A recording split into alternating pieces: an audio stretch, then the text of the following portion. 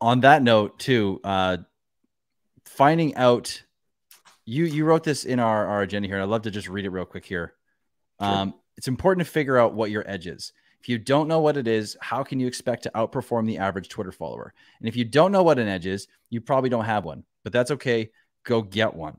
So you talked about here, you think edge is deeply understanding game theory. Can you elaborate on the edge? Because I'm sure there's a whole lot here, and I'd love to hear you elaborate on this. Yeah, I think something, I think I was talking about Maxim with this before too, Maxim and or Jake. You know, having an edge is your ability to differentiate yourself and, again, separate yourself from the average person in whatever you're competing for.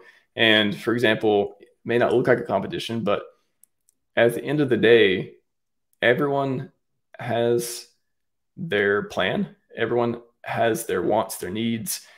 They are trying to accumulate things. They're trying to sell at a certain price. They're trying to figure out how to turn this crypto into, like we say, life-changing wealth, but everyone just focuses on, oh, never sell, never sell. And it's like, that's not life-changing wealth. You have to take profits at some point, but it's sacrilegious to say that. Like, I'm the RH Maximus, and I understand when people are selling hex, I don't go like, oh, look at that dirty whale, you're making my bags go down. I'm like, yeah, that happens, and it's their decision, like whatever. Like literally, I have no emotional response when I see people selling hex and the price goes down. Like very rarely where I'm like, oh, mother. And if I do, that's because I have some plan to take profit at some point, and they're effing my plan up right now. So, but that is pretty rare when that happens. So, and catch yourself, you're trading. What's Richard say? What's everyone in the community who has any common sense say?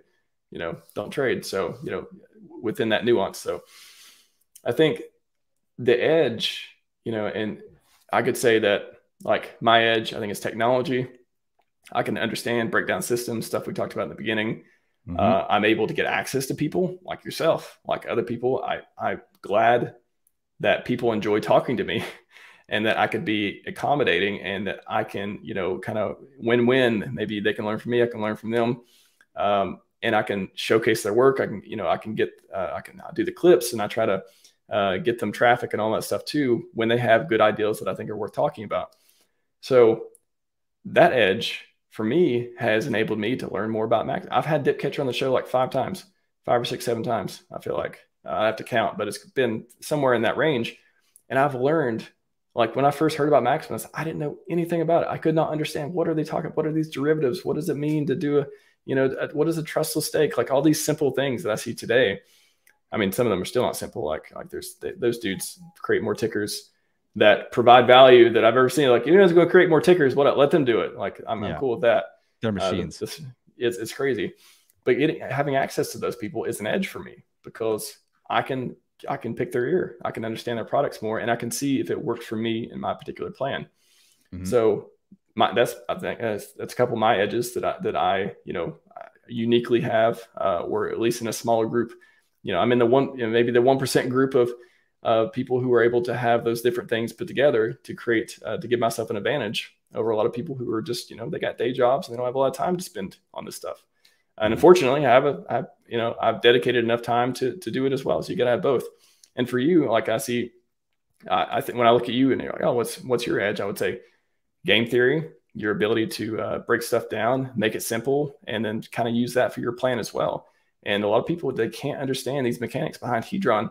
And I get it. I'm like, I struggle with it sometimes too. I struggle with ICOSA. I'm like, what is this positive feedback loop? I remember we talked about it once, but like, oh God, how does this part work? And it's easy to forget. So I think, your superpower or your edge is like kind of understanding these fundamentals well enough where you can actually tell people about it and synthesize information in a quality way. So I think everyone just needs to find their edge, because again, if you don't have one or you don't know what it is, then how are you going to outperform the average person? If you aren't better at them than something else, then you're either the same or worse. And in my experience, I don't see a lot of people who are the same or worse getting wealthy.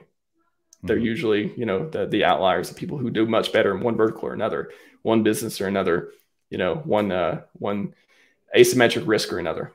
So that's how I define the edge.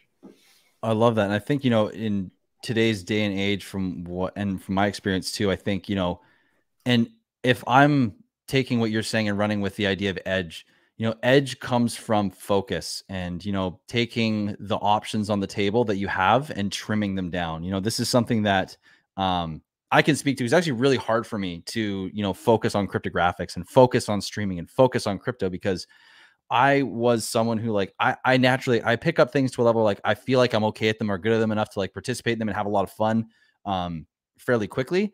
And so I have all these things that I'm constantly juggling in terms of, oh, I could do this, I could play this, I could focus on this. And I loved music. Music was like my thing growing up from the time I was 12 years old until I was, well, before that, basically from the first time I played piano at like 6 till basically about a Wow. year and a half ago, 2 years ago, I was either writing music, and then I finally learned how to record music, and then I learned how to produce music, and then get into like DJing, and then I got back into, like, it enveloped my entire life. And I was still pulled in all these different directions. Like, I was still playing golf at the time, I was still doing other sports, and then I couldn't figure out how to get that edge, how to get a leg up, how to get anything going.